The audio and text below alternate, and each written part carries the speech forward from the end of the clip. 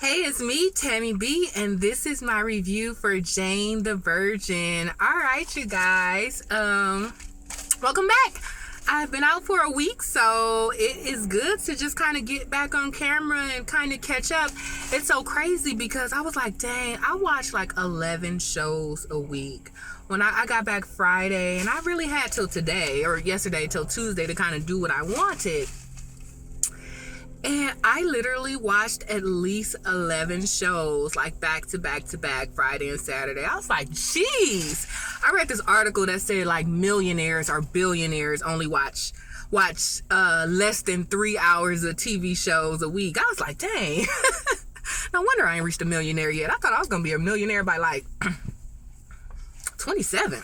So I'm like 4 years behind. So anyway, you guys, today I'm going to do Jane. I'm going to do Jane the Virgin and Mary Jane. So let's just go ahead and get right into it. So Jane the Virgin, you guys, as you know, they don't title the shows, which I really wish they did, because the narrator is so talented and so amazing. I actually saw an interview that he did on AfterBuzz TV, so it would be kind of funny to hear what he would title these shows. But these shows are so action-packed, it's probably really hard to just pick one topic. So, they just title the episode Chapter 26, Chapter 27, each episode is a chapter. So I believe we're on Chapter 25. So once again, you guys, this is Jane the Virgin. It comes on the CW, which I believe is Channel 5. It used to be Channel 5 when I had TV or regular TV. And so let's go ahead and jump right into it. Unfortunately, I missed the last 5 minutes. And it's so funny because Monday is kind of like date night for me. So it had already crashed once, and I just restarted it and was watching it, and then the last 5 minutes cut off, y'all. And usually the last 5 minutes reveals something good. So even though I just read kind of what happened, of course I'm gonna go back and watch the last 5 minutes. But let's just go ahead and talk about it. All right, you guys. So Jane the Virgin. So as we know, she ended up getting artificially inseminated. She had the baby, and before she had the baby, she was going to go to grad school, but I think she wasn't sure she was going to get in or not. So anyway, Jane comes home and finds a letter from grad school, and they were like, hey, you're accepted. So she's super excited, even though, So grad school doesn't start for 3 months. So by then the baby will be 3 months, and that's kind of American average for going back to work or whatever. So she's like, cool. But then they call her and was like, hey, you're accepted, but in order to get in, you got to take this one class, and it starts tomorrow, y'all. And the baby is only 3 weeks old. So she's like, dang, what am I gonna do? So she kind of asks her mother, her grandmother. She asks her, the two guys she's kind of battling with, and she's in this mommy and me group, and she kind of asks them. There's some of them are like, oh, it's your dream, follow your dream. And some people were like, but he's only 3 weeks old. Like, how could you do that? Whatever.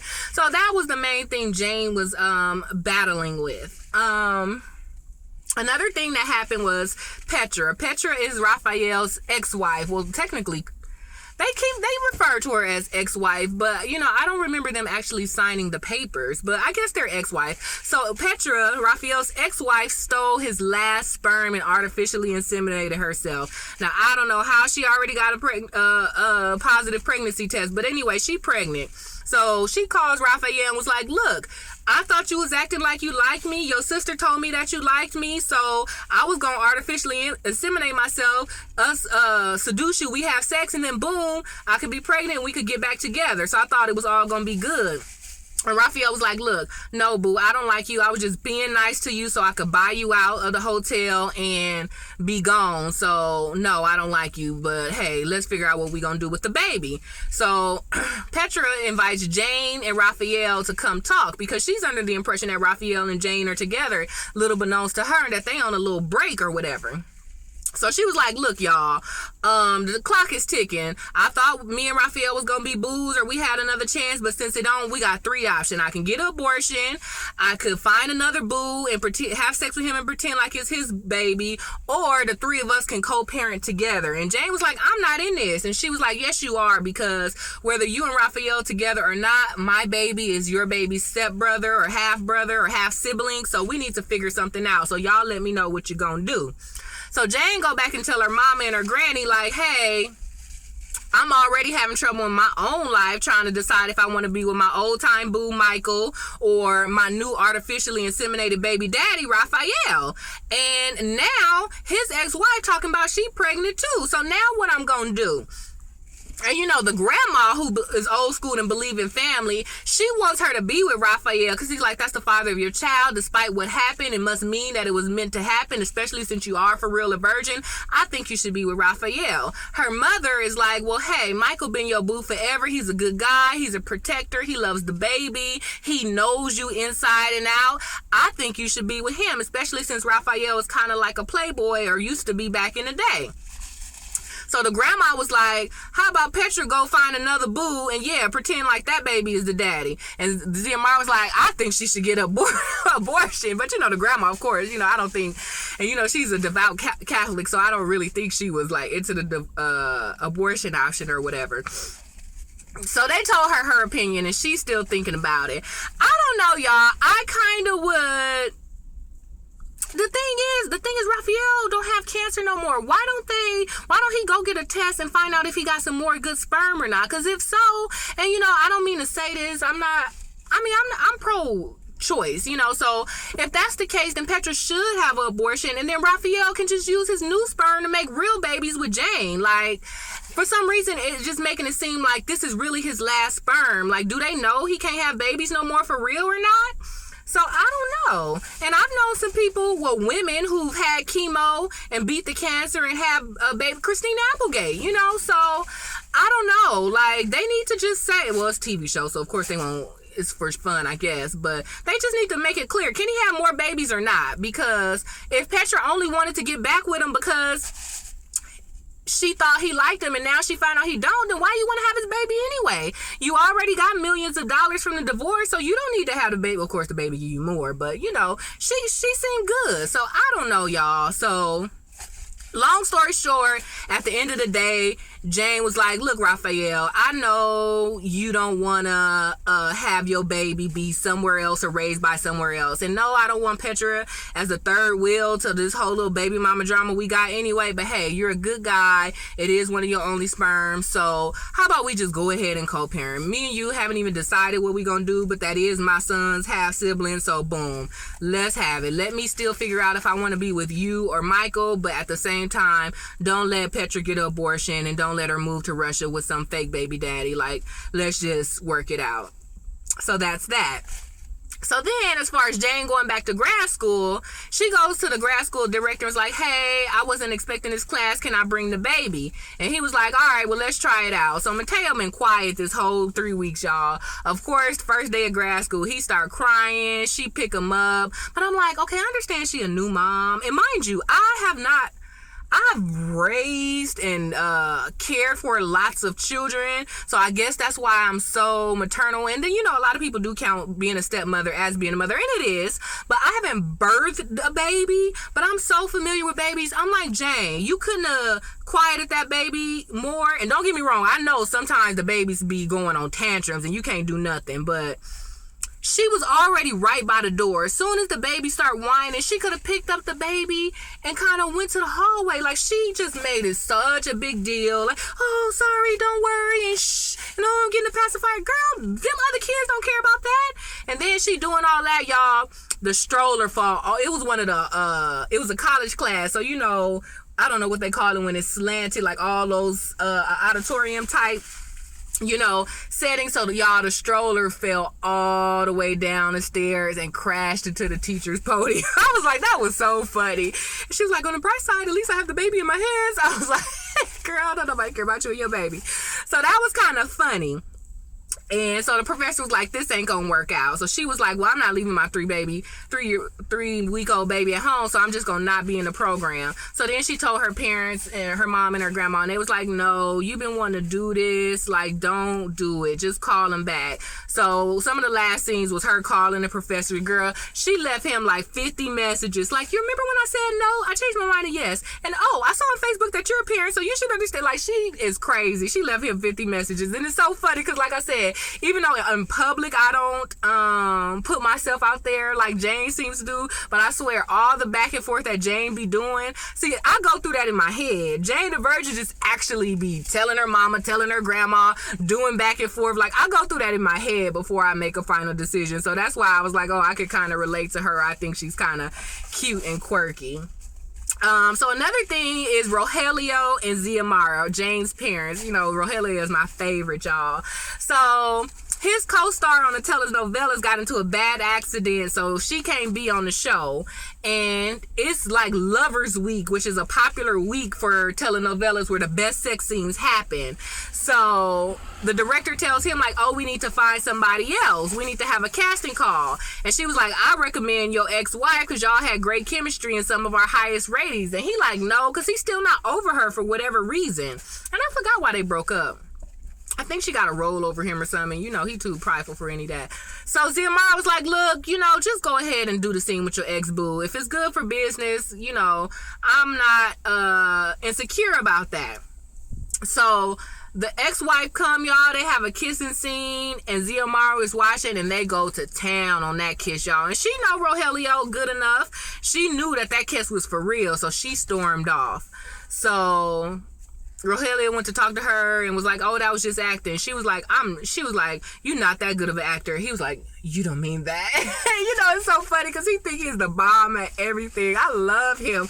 I need to follow him on Twitter because I heard that he really, you know, he always be like, I have 500,000 Twitter followers. I heard he really have it in real life too. So it's like not clear on it if his acting role is saying that or his real life person is saying that.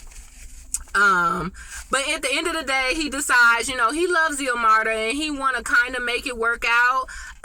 So he decided to not cast the ex-wife after all, and I guess they're gonna pick random person. But I'm like, why don't they pick Xiomara? Like, that would be good. Like, y'all boos in real life. She want to be a singer more so than an actress. They would have good on-scene chemistry, so hopefully that come up. Put Xiomara into play. So that was that, you guys. And then another scene was Mateo's baptism. Mateo, as Jane's son, she decides to baptize him. So it shows a flashback scene of the grandmother. What's the grandmother's name? Oh, Alba. When she had her baby, you know, she came to the States and she was kind of sad, like, oh, I don't have my family here. And my mom used to save me stuff from whenever I had a baby. But now, you know, we're in America, so I'm not going to get it. So her husband was like, oh, let's start our own tradition. So Alba came up with the idea to write a letter to the baby to read at the baptism. So it showed Alba reading the baptism. She was a beautiful young girl, whoever that actress is. So it showed Alba at her baptism. You know, Alba only speaks Spanish, so even her older self or herself flashback, she read her letter in Spanish. And then it showed, you know, 20 years later or however old she was when she had Xiomara. Xiomara read the same letter at Jane's baptism. So then the morning of Mateo's baptism, Xiomara gave the letter to Jane, and then Jane read it at Mateo's baptism. It was so cute. I really liked that scene. And the girl who played young Xiomara, she was really beautiful too. I was like, y'all finding all the cute little Latina girls and like naturally beautiful ones, you know?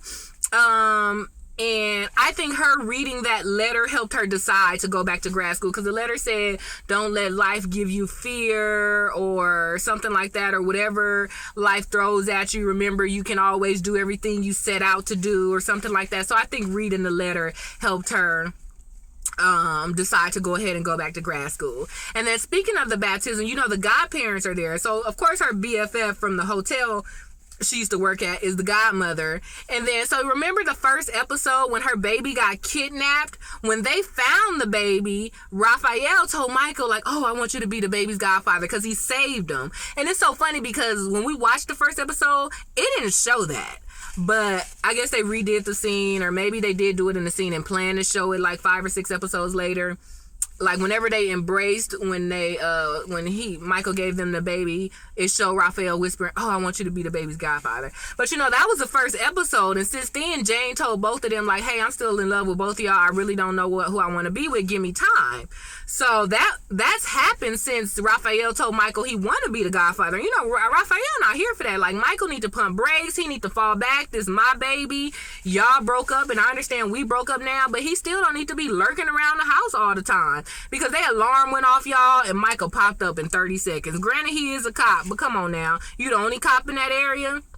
So Michael be lurking, and I do think he need to fall back, even though I am kind of team Michael, just because, you know, I don't know, just because that was her first love, and I'm like a sucker for first love. But like the grandma says, I'm a sucker for family too, so I could kind of see her going with the biological father too, but hey, whatever. We'll see what happens, right? So anyway, Jane called Raphael when he was busy, and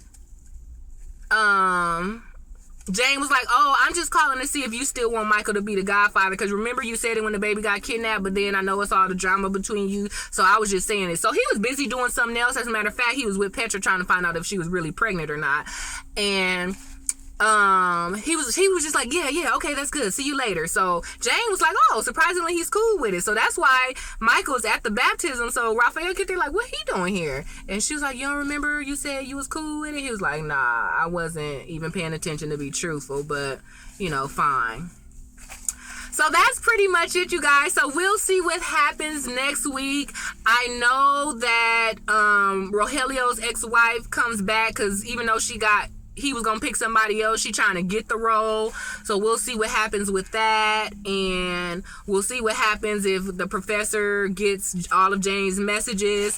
So we'll see what happens, you guys. So all right, you guys, I missed you guys so much. It's so funny that I wanted to do my review yesterday, but I was so pissed that my video cut off, so I wasn't even gonna do it. I was like, well, whatever my next show is. But I was like, no, I cannot do my show, because I said, I took all last week off, so I said Monday I was gonna start. Today's Wednesday though, so I'm still kind of 2 days late, but hey, it is what it is.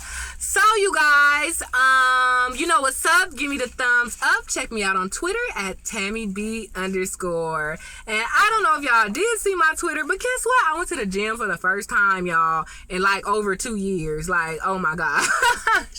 So we'll see. I'm not about to be posting all my little gym workouts all the time. I just posted that because it was my first one. I haven't worked out in so long, you guys, but I was on that vacation, and you know, on a cruise you have a formal dinner every single night. So I had 3-course meal for 5 nights straight, not to mention an all-you-could-eat buffet. Surprisingly, I didn't order room service, because I usually order just because I can, you know, but so all that eating, all that drinking, and mind you, even a little bit before the cruise, like, you know, when you about to go on a vacation, you always be like, oh, I'm gonna lose weight. So I was supposed to before, but girl, them little 4-5 months went by so fast from the day I bought the tickets to the actual day we left, so I didn't even do it. So then just all of that weight plus whatever. So you know what? Actually, I got on the scale, and surprisingly, I didn't gain weight. I actually lost some calories, but you know, I just still felt so fat. So I had said, you know, when I come back, I was gonna start, and Tuesday was my first day back to work, because I took off Friday and Monday, and I got up Tuesday, packed my little gym bag, and I went, and it felt good. It actually felt really good. So hopefully I could keep it up. I said I want to lose 50 pounds, but you know what? I don't really care how much I weigh. I'm 5'8". So I'm never gonna be like less than like 150, 160, you know? So, and that's skin and bones, you know? But I have gained, I would say I've been married for like 5 years now. So I think I've gained, I'll be upfront. I'm not scared about my weight. Like when I was married, when I got married, I was 175, and right now I'm 220. So that's what, 45 pounds? But it's been a slow gradual. I'll probably gain a pound a month or something like that. Or, well, yeah, 5 years. It's pretty much gaining a pound a month. So I didn't like blow up, but I'm like, dang, I ain't had no baby or nothing. Like, I don't have no reason to gain 50 pounds, but my boo like thick girls. He was like, you the skinniest girl I ever dated. So at first when I started getting fat, I was like, dang, am I fat? He was like, no, like you, but I don't know if he would tell me for real, because, you know, that's the whole marriage thing. Like, do I look fat in this dress? Like, no. But so I don't know if he would tell me for real. But he said he would. He was like, no, if you get like this one particular girl, he was like, nah, I would tell you. I was like, okay, cool. So I don't know. And most of the clothes I still wear. So maybe because I always bought stretchy clothes. But also because I used to be fat in high school, then I lost a lot of weight in college. You know, I met my husband a little bit after college, so I'm slowly getting back. And I'm still skinnier. I'm not skinny, but I'm still smaller now today than I was in high school. So that's why a small part of me was like, Psh, I ain't working out. But, you know, now that I be getting tired, girl, these little 20 stairs, I get to the top, I be like, woo. So I gotta cut it out. Maybe I'll do the 50, but honestly, if I just do 20, I'll feel better, you know. So we'll see. We'll start. I'm not doing no power diet or what you call it, crash diet and all that. I'ma just kind of work out just to increase my stamina so I won't get so tired fast all the time. Saying that, I'm all sweating now. But that's just because I'm trying to keep the windows not all the way down because it's so airy. But anyway, that was a 2-minute tangent that I really didn't need to go on. But like I said, I missed everyone, you guys. So, all right, you guys. I will see you in the next review. Bye.